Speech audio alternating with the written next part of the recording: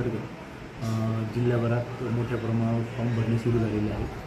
एकूण जिल्ह्याची पात्र लाभार्थी संख्या साधारणतः 5 लाखाच्या आसपास आहे आणि 3,70,000 फॉर्म आतापर्यंत ऑनलाईन झालेले आहेत। ऑनलाईन फॉर्मची स्क्रुटिनी सध्या तालुका स्तरावरती तालुका जे अधिकारी आहेत ते सध्या स्क्रुटिनी करत आहेत आणि मोठ्या प्रमाणात स्क्रुटिनीचं काम सुरू झालेलं आहे। शासनाच्या याच्यानुसार 6 ते 7 तारखेपर्यंत आपल्याला पूर्ण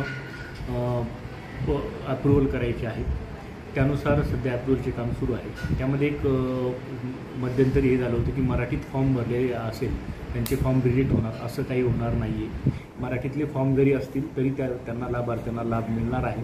त्यामुळे कोणीही पॅनिक होऊ नये आणि यापुढे फॉर्म भरताना फक्त एवढी काळजी घ्यावी की ते इंग्लिशमध्ये भरावा। ज्यांचे आतापर्यंत भरलेले आहेत त्यांना काही अडचण नाही आहे। फक्त चुकीचे फॉर्म किंवा इतर न डॉक्युमेंट दिल्यामुळे काही फॉर्म रिजेक्ट होतील, पण ते पार्शियली रिजेक्ट होतील आणि ज्यांनी ते फॉर्म भरलेले असतील त्यांच्या लॉग इन ID ला ते पुन्हा एडिट करता येईल, करेक्शन करता येईल आणि ते पुन्हा आमच्या स्तरावरती ते येतील। त्यामुळे प्रत्येक लाभार्थ्यांना लाभ मिळेल। फक्त फॉर्म भरताना चुका करू नयेत आणि जे कागदपत्र सांगितलेले असतील ते कागदपत्र व्यवस्थित अपलोड करावे।